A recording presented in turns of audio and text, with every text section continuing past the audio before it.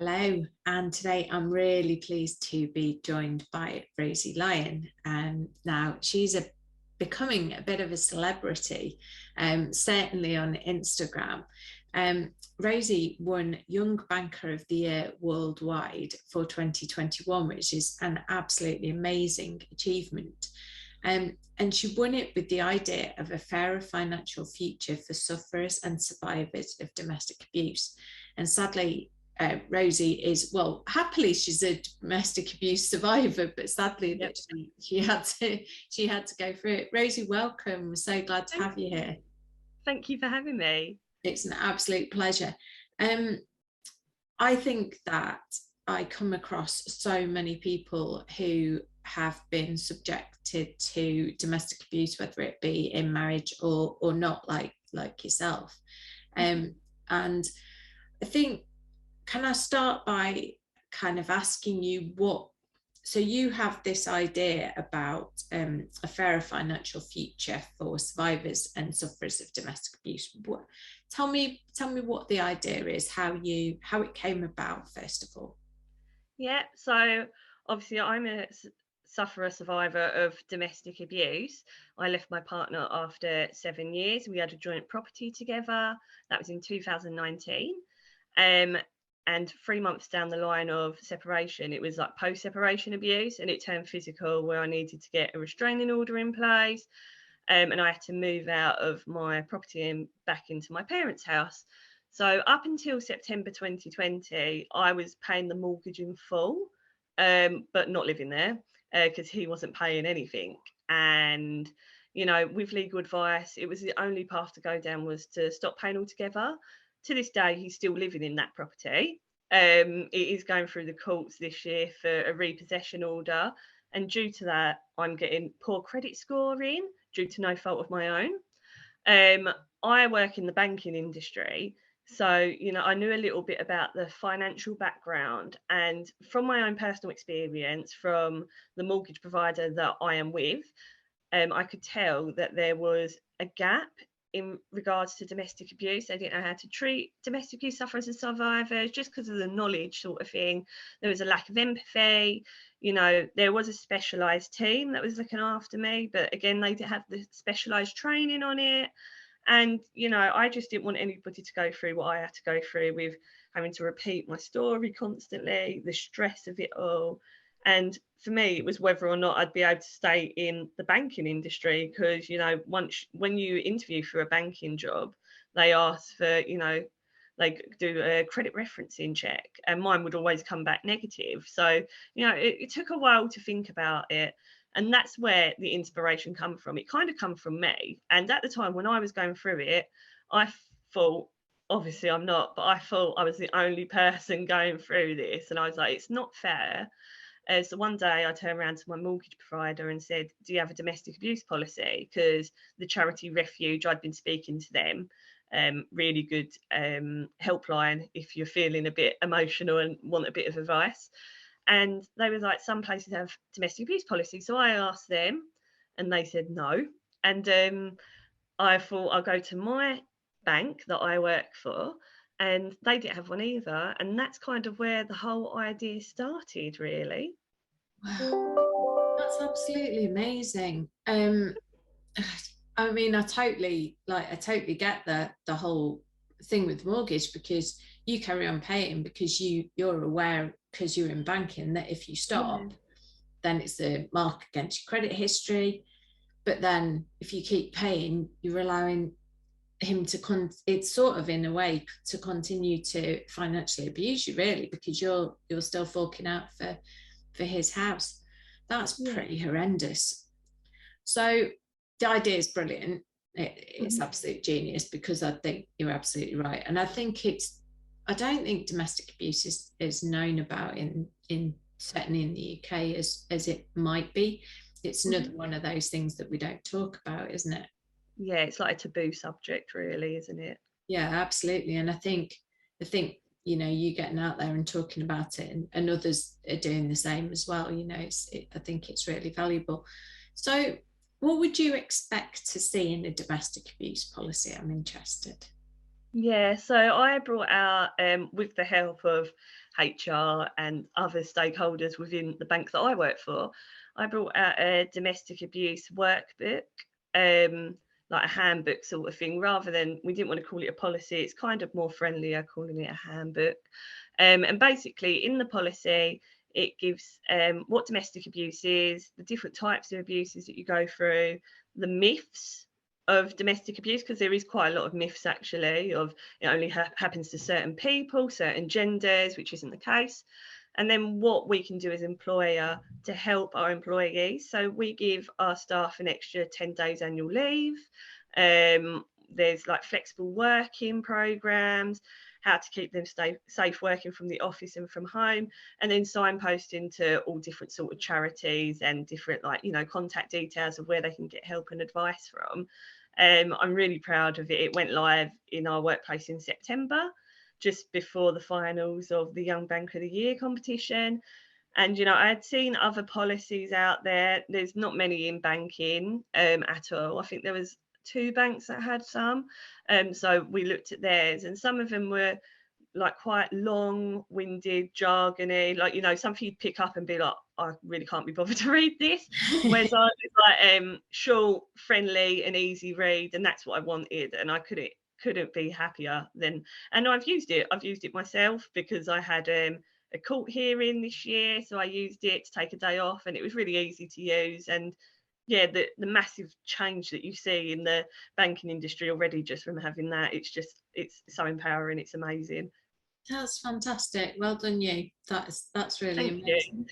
amazing. Does the policy cover anything about clients as well? So we are looking at, because we did it from a staff perspective, because I worked with HR on this one, but we are looking at how we can do one from customers, and it'll be like a procedure as such of, if a customer discloses domestic abuse, how we can help that customer. And that's kind of how all my ideas come into that. So my ideas split up of 4 parts, where it's the raising awareness, implementing training, enhancing policies and procedures, and then how to obtain lending opportunities for sufferers and survivors that have poor credit due to no fault of their own. So I'm working really hard on all of them, and quite a lot of them, like the raising awareness. Some sort of procedures are coming out in the banking industry, and I made one as well. The policies, trying to get all the banks to kind of put them into place as well, and other workplaces, because it's always good to have one. And then the lending one is kind of like the more challenging one, but it's manageable, and it's really exciting to see the idea unfold. Oh yeah, definitely. And I think the other thing is that sometimes it's not just the poor credit history, it's the fact that if you've got to get out, you might not have access to money of any description, and it's how can you then fight the person, like not physically obviously, but Yeah. but like actually go about leaving them and fight for what's yours without any money, because you essentially need to have access to funds in order to be able to kind of fight what you've left behind, don't you? Yeah, that's it. And with like sort of different procedures, when you think of one idea, loads of ideas come from it. As you know, all sort of financial abuse is completely different. It's not set in stone with like just one type, is it? But the banks in the UK anyway are looking at how we can bring out different procedures to help sufferers and survivors of domestic abuse, including like economic financial abuse.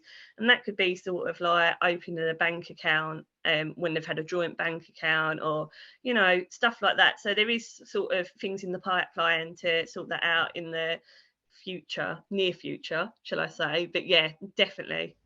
That's really good to hear, because so often I think it's almost a bullying tactic, isn't it? You know, you've got the powerful guy who might, I know I'm being sexist here, I'm saying woman and man because it often is that way around, but I am aware that it can happen either way around.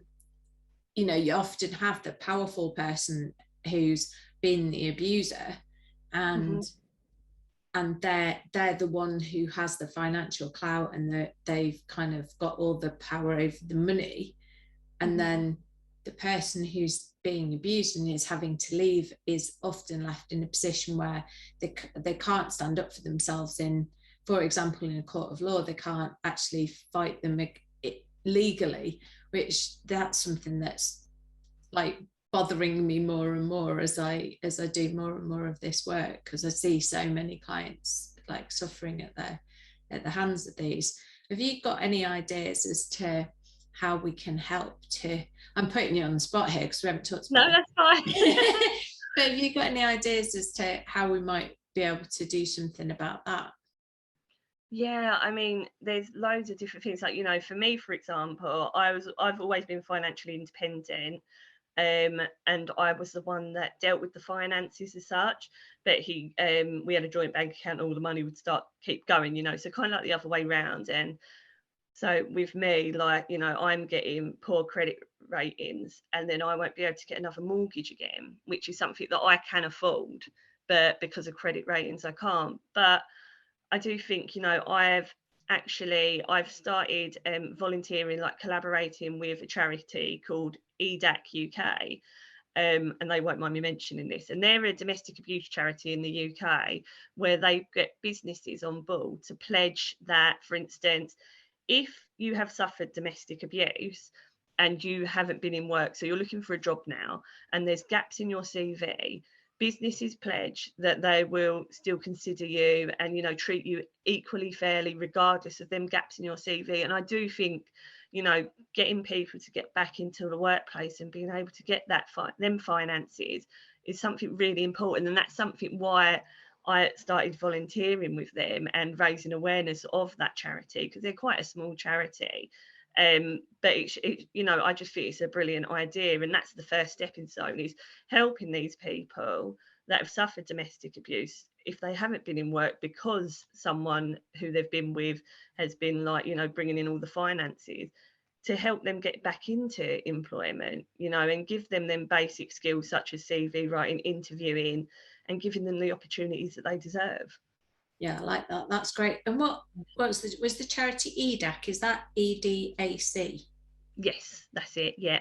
Fantastic. Well, I'll get a website address off you, and we'll put that in the show Mhm. notes for anybody who wants to have a look at them and either support them or have a look for their own purposes if they're in that position. Um, so it was 2019 that this was all happening for you. Um, can I ask you about how you went about leaving? Because Yeah. that's sometimes the kind of hardest part of this, isn't it? I think you know Karen Kipping as well, don't you? And I think Yes, I do. Karen's think Karen's book says that most domestic abused people take 7 times before they Yeah. actually manage to leave, which is horrific to me. But then I think I'm probably a bit naive as to these. Mhm. So, what happened with you? Yeah, so obviously I was with this person for 7 years. So from when I was 17 years old, and, you know, that was my first proper relationship. So I think when I think back to it now, I think I probably stayed there longer because I didn't realise it was domestic abuse at the time, at all. I just thought, you know, like the arguing or anything like that, because there was no physical abuse during the relationship. It would have been more financial, emotional, psychological. But at the time, naively, I just thought that was a normal relationship because I didn't know any different, because that was my first proper relationship. And, you know, we brought this property together, like with mainly my help, and I built his credit scoring up because it was more like trying to, I think from the start, it was trying to help him better his life and, like, oh, I can fix it. And I think Karen speaks about that in her book as well. I can fix it, but you can't. Uh, but so basically, it was January 2019. It was a Sunday, and we just went out for the day. And I said to him, I don't think it's working anymore. And I don't know what, I'd been off on sick leave the year before. Like, one of my friends had passed away as well, and I think it just kind of brought things into perspective, that life was, you know, too short. And, you know, do I actually want this forever? And I didn't. And so, you know, but I said, like, we'll keep trying for another 6 months or so. but nothing changed in the sense that I was working in London at the time, so this is before COVID, so I had to go to work every day. Yeah. So I was getting like a train at like just gone 6 in the morning because I was working in Finchley Road in London, so that was like an hour and a half commute, one way. So I was leaving at like just gone 6 in the morning, leaving the house, getting home. I was getting home quite early. They used to let me go early because I lived so far away. Getting home, say at like 6, and he had been home for an hour and he was just laying on the sofa, hadn't started dinner, hadn't done any cleaning, expecting me to do everything, And I was kind of like, nothing changed. I was just like, I'm fed up of it. So one day, it was June 2019. I think it was the 13th, actually. It was a Sunday, another Sunday. And I was in bed, actually, and he had gone to shopping to get some stuff for work. And he said to me, he rang me and was like, oh, I can't find the joint bank account card. And I was like, oh, for God's sake. Like, when you're like, oh, my God. Like, and then he was like, oh, and I can't find my credit card either. So can you transfer me 80 quid? Because he still had his own personal account, whereas I didn't. I just had the joint account. And I think it was like, that was enough. And I had spoken to someone, a friend, and he had said to me, he had split up with his partner at the time. And he had said to me, you just got to do what makes you happy. It's your life. And I thought, I'm not happy. So you got back from shopping and I just turned around and I said, like, look, I don't want to be with you anymore. And then once that happened, he took it really well, funnily enough. And I was a bit like, why is he taking it so well? I didn't expect him to. Because even though I broke up with him, I still had like, the week of like upset because I felt like, felt the guilt of it. Like, that was 7 years of my life. I just kind of not lost, but like, it's gone now. And, it was starting afresh. And I was like, I don't know how to do that, So, and I was living in the property because it was 2 bedrooms.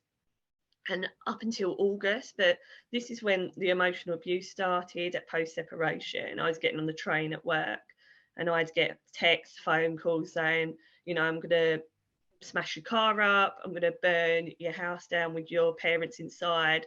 It was all empty threats.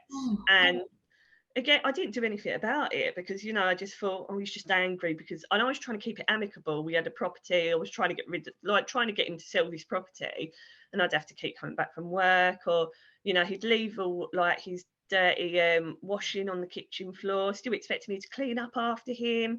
And the flat was disgusting because I was like, I'm not cleaning up after him, I'll clean up after myself. And emotionally, it was just too much for me. It was stressful. And it was in August, and I broke down and I said, like, I can't live here anymore. Not to him, I broke down to my parents and I moved in with them. And I didn't tell him I was moving out. I just picked up a few bits and left. I'd go back at weekends to pick up my post.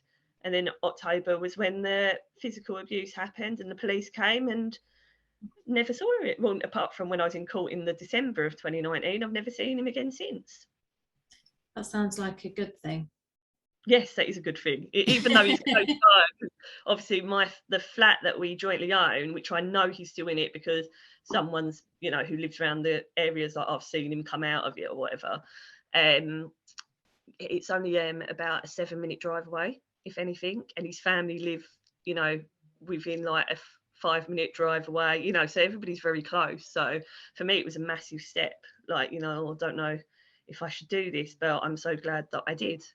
Yeah, absolutely. I think like how, and I'm sure it's not easy, like, don't get me wrong, but I think that it's once you've left, it has to be a positive thing because you kind of moving yourself out of that situation. So I know everybody's situation is different, all like I'm sure there's no 2 abuse situations that are identical, but for you, did it start immediately that you were together, or was it kind of progressive so that you kind of didn't really know, almost didn't notice it was happening because it sort of crept up on you? Yeah, I mean, do you know what? Because ever since I got someone that empowered me, it was like a coach sort of thing that the NHS gave you, and they were amazing. And they introduced me to the Freedom Programme, and I started looking up about stuff. This is before I even wanted to go down the domestic abuse field of raising awareness. And I was like, oh my God, this is amazing. Amazing as in like, this book's amazing, but this was my life and I didn't even realise. But, so I was 17, he was 3.5 to 4 years older than me. So he would have been about 21 at the time. And he, at the time, here's the red flags coming. He had no job. He lived at home, which, I mean, for 21, I don't see that as much as a red flag, but because I don't expect people to live there. I still live with my parents and I'm 27. He was like, he weren't looking after himself. He was doing drugs. He was getting in trouble with the police. So, I mean, the red flags were there. And I think for me, I was kind of like, oh, but I can help fix him. Like, I can help him better his life. And, and then it would be like the emotional sort of abuse. Like, I'd ask him not to do certain drugs he'd doing behind my back. And that was probably about a month in. So I had a chance. I should have left, really. But I believed in him, like, we can get him better. And then it would be like the arguments, like he would never apologise for anything. It'd be my fault regardless. And then obviously when we broke up, after I'd helped him get a job, like get his license, all different things to help him survive life, it just went completely backwards. He lost his job at the time, and stuff like that. And it was just like, that's 7 years of my hard work wasted. But yeah, no. So it probably was there at the start. I should have seen the red flags, but again, didn't realise that they were that bad. Yeah, we have rose tinted glasses when we first meet somebody, don't we? And yeah, we do. It's time to kind of be aware. You mentioned the Freedom Programme, and that's something that a couple of my clients have been through. For anybody who isn't aware what it is, could you tell us a little bit more about it? Yeah, so the Freedom Programme was a programme created by Pat Craven, and it's a book, but you can go to the actual course in person as well. Well, COVID restricted, it would be online. I've never actually been to the online one, but I did the actual online course, which you do step by step on your own sort of thing. And I had the book, and she brought this out because she used to work in prisons and she used to reform prisoners. And then she was like, I need to do it from another set, and she also helped people that wanted to stay with their abuser who understood that they were abusive to, rehabilitate them as well. But it was just like to help people that had been through domestic abuse and to help them make not better decisions because it's not their fault, but to spot them red flags for when they go into another relationship and stuff like that. And the book is, I still got the book, it's such an easy read as well. It's very easy to pick up, read, understand. And I must say, when I first read it, the first start of it, I think the first chapter I sobbed when I read it, because it was just like, this is what I've been through, this is who I was with. You're describing the person that I was with. And for all that time, and when I realized it was domestic abuse, I was like, I'm the only one going through this. But when you read it, it's like, there we go, there it is, like, it's not just me, so it's very comforting as well, I find. Oh, that's good. I think it certainly, the people I know who've been through the program have actually been to their physical sessions and have said that it's just amazing, and like it has helped them to, I think, to find some inner strength that they probably didn't know that they had, which is absolutely brilliant. I'm fascinated to find out a little bit more about what's next for you. Mm-hmm. so where do you oh, you go. where do you go from here? Things are obviously moving apace for you, and I have to say, I know you've written a book. I have it on my I don't own a Kindle, but I have it on my phone, so it's very small. But yeah, I'm reading it, and it's a brilliant read. All, as I say, albeit scary. So, what's next? Yeah, I mean, for me, obviously, the Young Banker of the Year 2022 competition has just come out by the Chartered Banker Institute. So I've been doing a lot with the Chartered Banker Institute, the bank that I work for, to help sort of promote it. And I'm all for female empowerment. I was the only female in the final, and it was a worldwide competition. I was like, it's very male orientated financial sector, which is fine. I don't mind. But I think more females need to come forward. So I've just done a blog for them about that. I've become a mentor on the Chartered Banker Institute to help females that, are going through the Young Bank of the Year process and anything else that they need mentoring on. I'm also doing a webinar for them on the 2nd of February at 1 o'clock with Alpha Vesta CIC, which is they're all about domestic abuse, and they train people in businesses and stuff like that. They're fully funded by the National Lottery as well. So because that's where all my sort of volunteering started with Alpha Vesta. So I was like, And let's what do it called? together. Alpha Alpha Vesta. Vesta. How do you Yeah. spell that? ALPHA Yeah. space Vesta VESTA, and they're a community interest company based in Essex. It's run by Lucy. I love Lucy. Big shout out to Lucy. No, so I'm doing that with them. I've joined the This Girl community, which is like lots of empowering females on there. And in February, I'm doing a talk for them. I'm doing a talk on I'm doing loads of talks, to be fair. There's loads of talks coming up, loads of webinars, different podcasts. I also do lots of volunteering, collaboration with charities, anything really. I'm doing talks for the NHS at the University of Essex.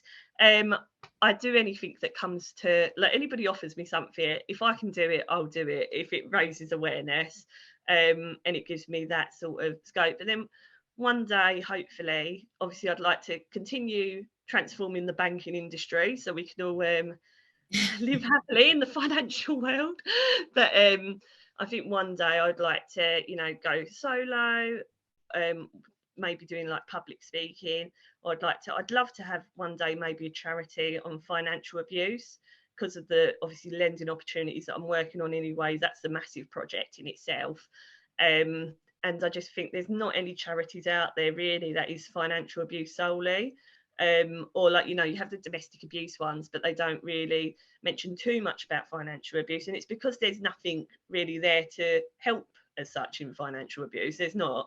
You've got Surviving Economic Abuse, the charity, and I'm very I love Nicola, that's the founder of that as well. And when I won Young Bank of the Year, I got donation. I got to donate £1,000 to a charity of my choice. So I chose Surviving Economic Abuse, because they work with banks on economic abuse to stop people getting debt and how to get rid of their debt. And I thought it was very matching with that. So yeah, really, just like lots of new things coming up. Obviously, I've got the book that come out. I brought that out randomly, like it was done, and I was like, oh, let's pop it out there. I need to properly edit it to put it in the physical form, because everybody apparently still likes to read a physical book. I'm more like I've got a Kindle, and I'm like, but absolutely fine, whatever the followers want. I'm definitely all about buying the book when it's got pages in it. Yeah, absolutely. Let me know when it comes out. I'm going to get an early copy of that. Definitely. Oh, that's brilliant. It sounds like you've got so much going on, and like so many ideas of things that you want to change and you want to help people to do. And I think you're a massive inspiration for so many people, and I know that your words will have helped a lot of our listeners and people who are stuck in these situations, not knowing what to do next and how to get out. How do people find you, follow you, contact you? Are you happy for people to contact you? Yeah. So I have people contact me quite a lot to share their story with me. I had one lady, it was before Christmas, she messaged me out of the blue. She had me on LinkedIn, and she had been following my Young Bank of the Year journey, my story, because the Chartered Banker Institute, that's all on there, and I share quite a lot of stuff. And she said to me that after seeing everything I was doing, it gave her the courage to leave her abuser after 19 years. Um, yeah, so and I talk to her still, like, we talk quite often and stuff like that, and she's so lovely, and, like, it's just things like that that help me keep going. So I have my LinkedIn, which is Rosie Lyon, Lyon, because, some people call me Not Leon, like call the me whatever animal. you want, but not like the animal, no. And then I've got the sort of like Rosie SDVA, so it's all one word. So DVA is domestic violence and abuse, and Rose is my name, and S is my middle name, Sarah. So I just used it, or Rosie's DVA, whatever you want to call it. So that's that for Instagram, Twitter, Facebook. My email is rosiesdva@outlook.com. But any sort of, if you follow me on Instagram or whatever, in my bio, I've got a link, and all my links are all there, including if you want to go on any webinars, like all the webinars I do generally are free. So if you wanted to sign up to to watch one of them, then I put everything on there as well. So it's a handy tool to have, actually, everything in one place. It is. No, it's absolutely brilliant. I went on there earlier to go and have a scour through some of your blogs, which are excellent, I have to say. Thank you. um, it's been a real pleasure to speak to you. Thank you so much for agreeing to come and talk to me today. Yeah, no, thank you. Thank you for the opportunity. Oh, my pleasure. My pleasure.